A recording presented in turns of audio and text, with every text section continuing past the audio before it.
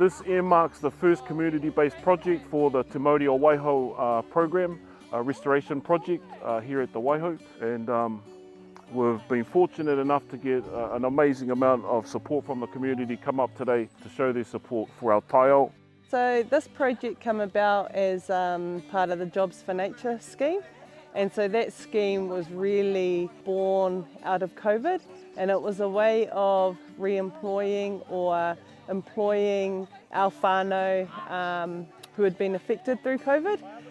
So as a result, we've been able to employ 2 kaitiaki, and we've also got a project manager as well. And throughout the lifetime of the project, we'll also be employing local businesses so that they can be sustainable over this period as well. This particular planting day is one piece of a jigsaw puzzle that makes up our restoration plan for the next 3 years here at the Waihou.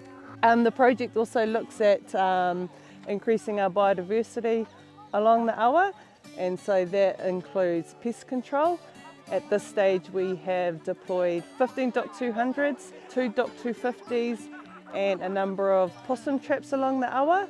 The data in that is being collected through TrapNZ, and we've had a really good catch rate.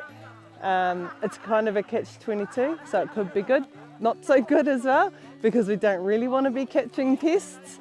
But at the end of the day, if we're catching pests, then we're minimising those risks out on the awa and to our taiao as well. Our restoration planting program for Te Waihou includes, over the next 3 years, 5,000 rākau being planted this year, 15,000 the following year, and then about the same number into year 3.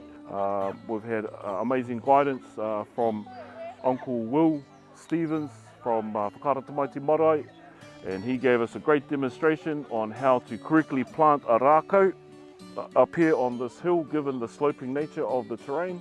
Well, with that in mind, then we're all able to get up there safely and plant out almost 2,000 rākau we're planting today.